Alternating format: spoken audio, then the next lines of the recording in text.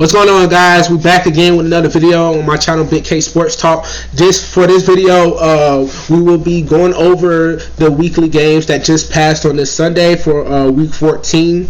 And I don't want to hold you guys too long. Like I said, I like to get the videos done as fast as possible. I don't want to have you guys trying to watch me for 30 plus minutes unless it's a podcast. But anyway, we're going to start with the Thursday night game, which was the Steelers and the Vikings. Overall, even though the score ended up 36-28 in favor of the Vikings dominated the game. They was up, I believe, like 29-0 at one point or something like that. But the Steelers try to come back. They had a chance all the way to the end, and Big Ben, he threw a pretty good ball to Pat Freiermuth. I don't know if I'm saying that right, but the tight end, he caught it, got hit, dropped it, and then that was pretty much game. But yeah, Big Ben came out in that second half playing. He ended up finishing with 3 touchdowns and only 1 interception. Justin Jefferson had a pretty solid game. I seen the 1 touchdown he caught in the first quarter. But overall, man, the Steelers and the Vikings honestly are both weird teams. They kind of lose games they're not supposed to, and then win games they're not supposed to, if that makes sense. I don't know. It's weird, bro. Because the Steelers, even though they was hurt this one game, they tied with the Lions, who was arguably the worst team in the league. The Vikings, they'll beat the Packers, which they did, and I believe they barely beat the Lions, and then they lost to somebody that was not that great. So they're both 2 iffy teams, but both of them are still fighting for a playoff spot. So that was a big time game right there on Thursday. Moving into Sunday, we had the Ravens versus Browns. This game, Lamar Jackson got hurt, so the Ravens already going into the game was not favored to win. I mean, they have a lot of injuries this year, but Lamar Jackson, their MVP, one of the best quarterbacks in the league, he got hurt, so that actually, made it a lot worse for them to win the game. But the final score, they ended up losing, but it was a hell of an effort by their backup quarterback, Tyler Huntley. The final score was 24-22 in favor of the Browns. Tyler Huntley came in, and he had a pretty solid game, and they fought all the way to the end, man. His offensive line didn't really do him any favors, honestly. But on the Browns side of the ball, they start off on fire. They was up 24-6, so that means, and that was at halftime. So in the second half, the Browns didn't score at all, and the Ravens scored 16 points, but it was just 2 points shy of tying them and 3 points shy of winning. They couldn't pull it out. Going into the next game, we got the Jaguars at the Titans. I already said on the podcast that I dropped the other day with my boy Craig, that the Titans and the Jaguars was going to be one of the worst games to watch this week. I didn't watch it, didn't need to. I kind of already knew the outcome. The Titans won 20-0. That should tell you all you need to know. I believe Julio made his return to the lineup off of IR, but their leading receiver for the Titans was how you even say what's his first name?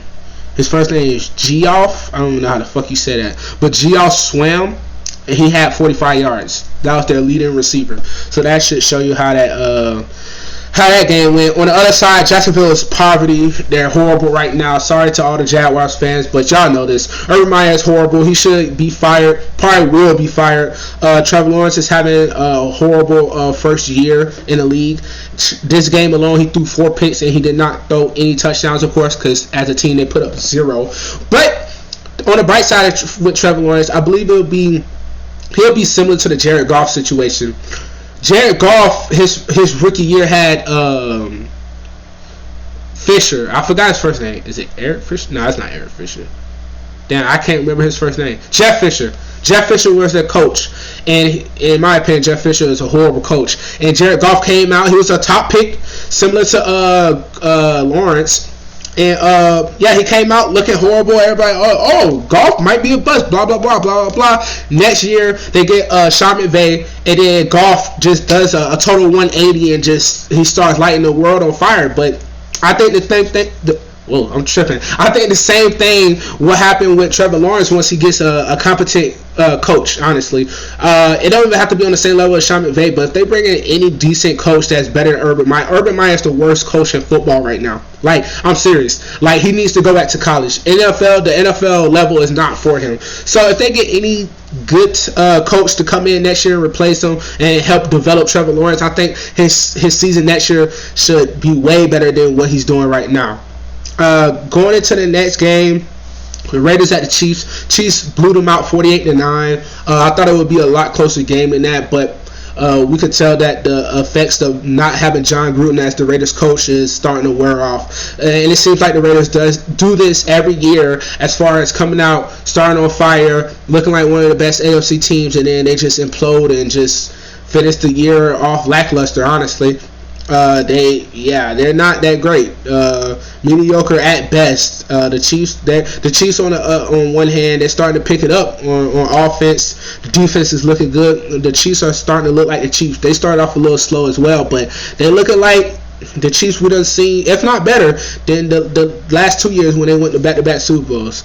But we'll see how the Chiefs pan out. On the Raiders, I think their season's pretty much done. They need to look into getting a new coach to take over for their interim coach they have right now.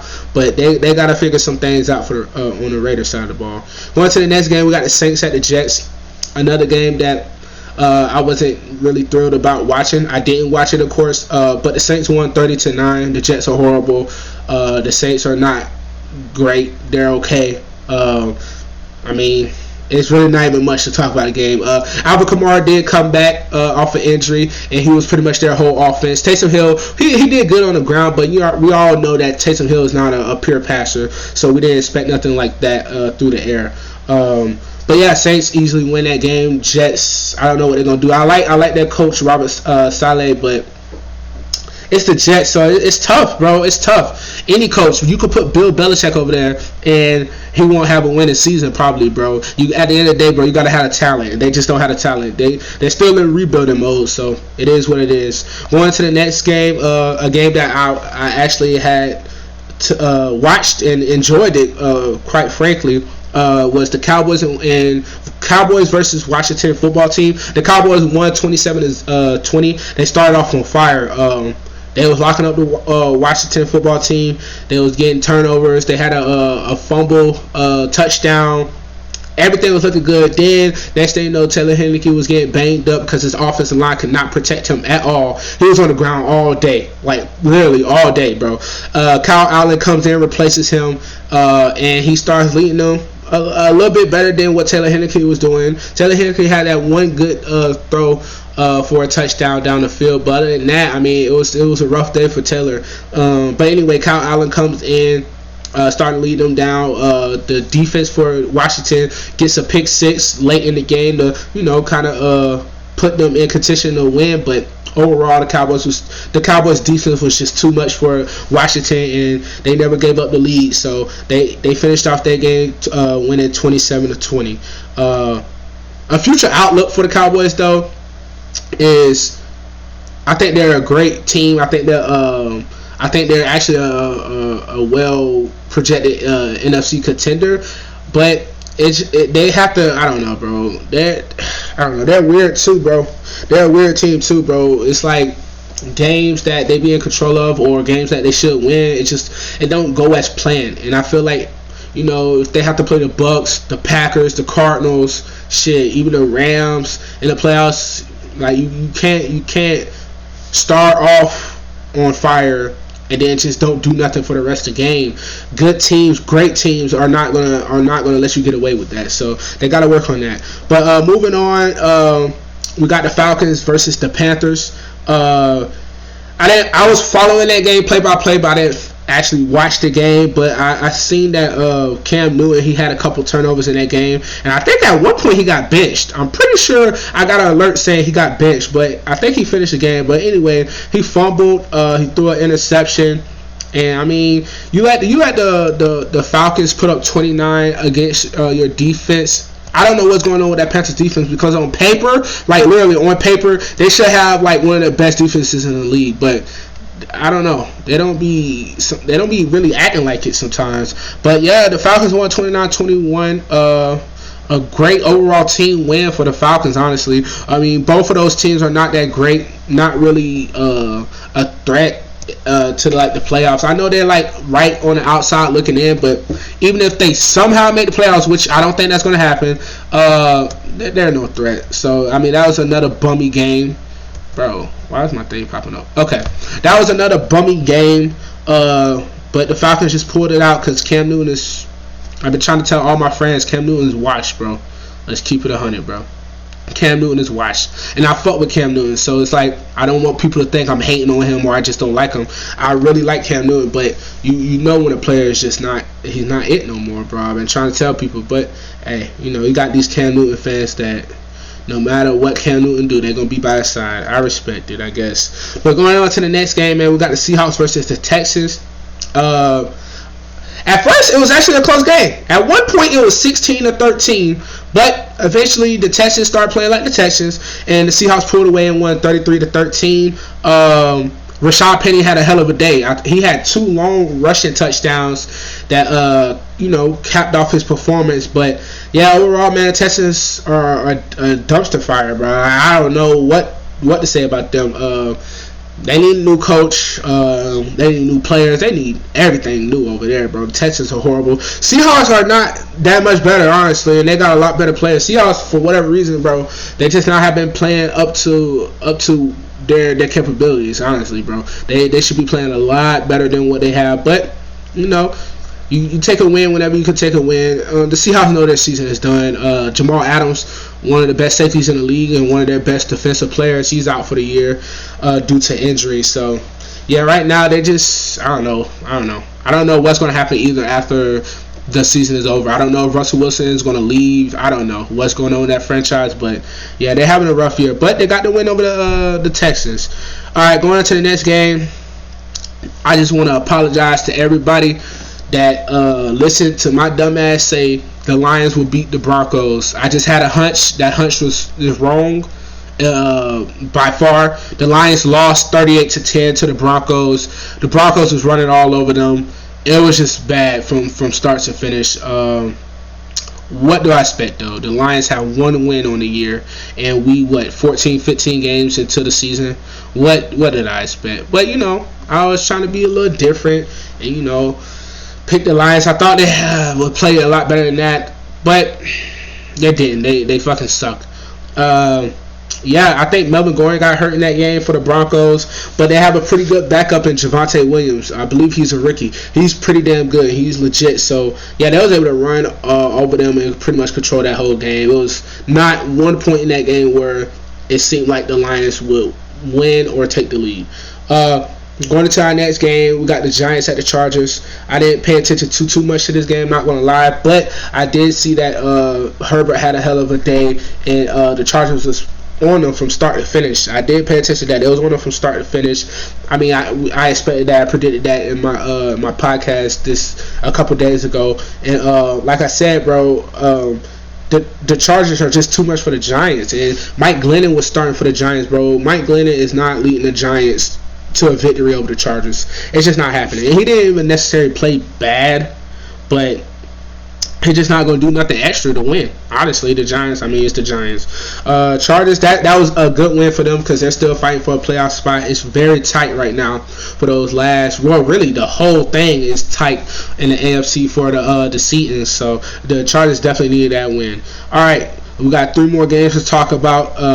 The first one of those 3 is the 49ers at the Bengals. That was a hell of a game, and as a Colts fan, I was very happy that the Bengals lost in overtime. They lost 26-23 in overtime. 49ers was actually winning at one point 20-6, I believe, and then the Bengals scored 14 unanswered. Jamar Chase had 2 good touchdowns to tie up the game. They went to overtime.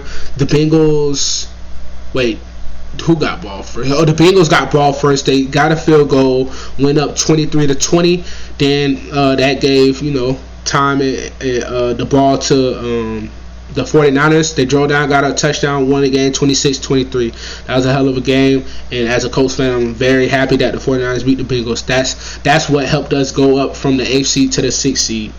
Going on to the next game, a lot of my viewers right now is my friends and family from Tampa, so I know y'all was tuned in to this game.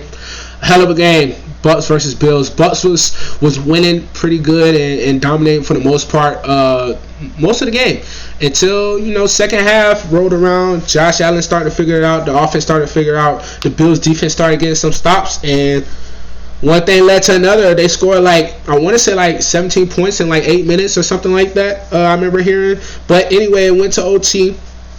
Bills got the ball first. Didn't do nothing with the ball. Gave Tom Brady another chance, and that's all he needed. He hit Brashad Perriman on a route, and that was ball game. Took it to the crib. The Bucks got the win, 33-27. It wasn't necessarily a pretty win for them, but a win is a win at the end of the day, especially against a pretty solid team. Going into Sunday night football, I fell asleep on this game. Not gonna lie, I was pretty tired. I had work in the morning, but I watched all the way up to the third quarter. At first, man, the first half, if I'm not mistaken, wasn't it 24-14 at halftime? I know Jakeem Grant, man, he had a punt return touchdown I watched. He took that to the crib. He had a receiving touchdown as well. That was a long distance. That was firing on all cylinders in the first half. The Bears was, but second half, man, you got Aaron Rodgers. He at home, prime time game. He not losing to the Bears, bro. He came through. Devontae Adams had a hell of a game. He had 2 touchdowns as well. And they ended up winning 45-30. After all that, they was down at one point. I'm pretty sure they was down 24-14. So that means they went and scored 31 points to the Bears 6. That's a hell of a run. But the Packers, yeah, they handled business. They did what they had to do. It's Aaron Rodgers. I mean, we all football fans expected the Packers to win that game anyway. It just got out to a bad start for them. But with that being said, man, that's a little recap of all the games that just passed in Week 14. I didn't talk about the Monday night game because it hasn't happened yet. I'm recording this probably an hour and a half before kickoff. So, but I can give you my analysis again. I think it's going to be a good game. Jalen Ramsey, the best corner in the league, and obviously the best corner on that team. He has been ruled out. He has been placed on the COVID list. That means he either has COVID or has been in close contact with somebody who has COVID. So, with that being said, he won't be playing tonight, which is a huge factor because he will be guarding DeAndre Hopkins, who is one of the best receivers in the league, if not the best receiver in the league. So, with that being said, I don't know what my prediction was on the podcast. I know I had it at a close game before that happened with Jalen Ramsey. I still have it relatively close, but I had the Cardinals winning because Jalen Ramsey not being on the field is very huge. But, yeah, I had the Cardinals winning this game. We'll see how that goes. I appreciate y'all for tuning in. I probably drop a couple more videos for y'all tonight. But other than that, man, do 3 things for me. 3 things. 3 little small things. Like, comment, and subscribe. Matter of fact, I lied. Do a 4th thing too. Share it to your friends. Bro, you watching this video, most likely you ain't got shit going on. You're not busy. You're not doing nothing. Just help a brother out. Just watch my videos. Spend some time with me. I'm spending time with y'all. Technically, I'm making these for y'all entertainment purposes and y'all informational purposes as well. But other than that, man, I appreciate everybody who's tuned in, who made it to this point, who watched the whole video. I really appreciate y'all from the bottom of my heart. It means a lot. And with that, man, I'm out. I'm gonna make probably a couple more videos, and hey, we got some more content on the way. Tune in. Peace.